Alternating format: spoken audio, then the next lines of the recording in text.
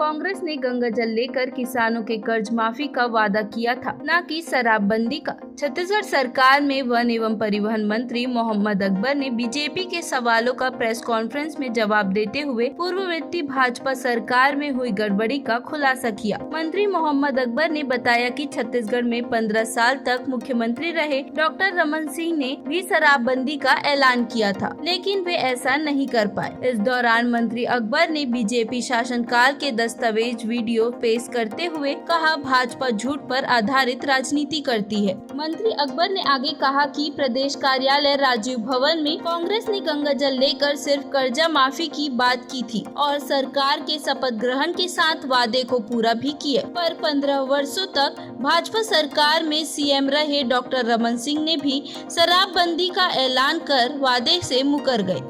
देखिए, भारतीय जनता पार्टी के द्वारा झूठ की राजनीति की जाती है और नीचे से लेके ऊपर टॉप लेवल तक के सारे नेता लगातार झूठ बोलते हैं। अभी जो नया मामला सामने आया है, इसमें भारतीय जनता पार्टी के द्वारा ये कहा गया कि कांग्रेस ने गंगा जल हाथ में लेकर शराबबंदी की बात की थी। कांग्रेस ने शराबबंदी की बात तो की थी, लेकिन गंगा जल हाथ में लेकर नहीं की थी। और मैंने अभी सब आप सभी को वीडियो दिखाया है। आरपीएन सिंह जो हमारे तत्कालीन कांग्रेस पार्टी में थे और वर्तमान में वो भारतीय जनता पार्टी में हैं, वो आपने वीडियो में देखा कि हाथ में गंगा जल लेकर वो कसम खा रहे हैं और ये बोल रहे हैं कि 10 दिनों के भीतर हम किसानों का कर्जा माफ करेंगे।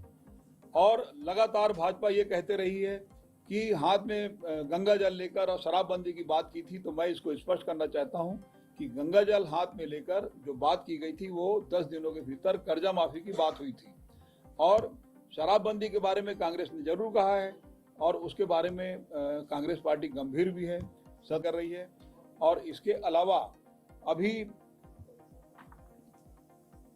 जो वर्तमान में भारतीय जनता पार्टी की तरफ से घोषणा पत्र के जो संयोजक बने हैं, एक वरिष्ठ नेताओं को दरकिनार करके और विजय बघेल जी को बनाया गया। हालांकि ये उनके पार्टी का अंदरूनी मामला है, लेकिन विजय बघेल जी का जो बयान आया है उसमें उन्होंने ये कहा है कि भारतीय जनता पार्टी की तरफ से कभी भी शराबबंदी की बात नहीं की गई है।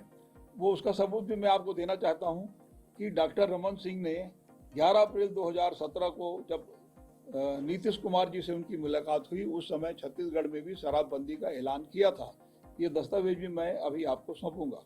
वर्तमान में माननीय भूपेश बघेल जी के द्वारा समाज कल्याण विभाग की तरफ से जो कार्रवाई चल रही है, उसमें 2626 शराब व्यसन मुक्ति अभियान के लिए वाहिनी गठित किया गया है।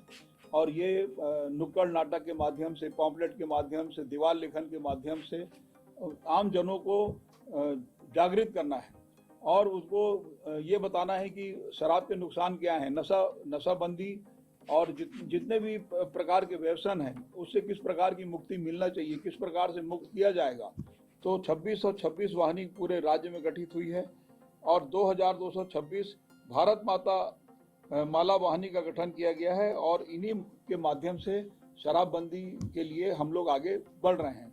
तो दो बातें हुई। पहले तो ये कि सत्यनारायण शर्मा जी की अध्यक्षता में एक कमेटी है जिसमें भारतीय जनता पार्टी से एक प्रतिनिधि की मांग की गई थी कि भाई नाम भेजो और हमारे साथ इस अभियान में शामिल होकर जो मीटिंग होगी उसमें तय करना है। उन्होंने आज तक नाम नहीं भेजा, भारतीय जनता पार्टी की तरफ से नाम नहीं आया। दूसरा ये कि ये भारत माता वाहिनी का गठन हुआ है और बहुत गंभीरता से इस बात को शराबबंदी की ओर हम लोग बढ़ रहे हैं।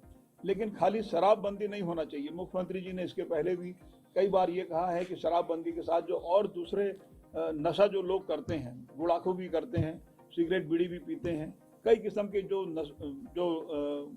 नशा है वो सब में प्रतिबंध होना चाहिए और इसमें जन जागरूकता की जरूरत है।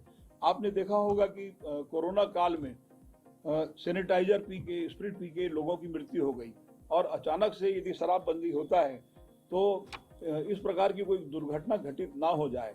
तो लोगों की सुरक्षा भी राज्य की जिम्मेदारी है। सारी चीज़ों को देखकर और इस ओर कदम बढ़ाया जा रहा है जो आगे चल के इसका परिणाम आपको मिलेगा।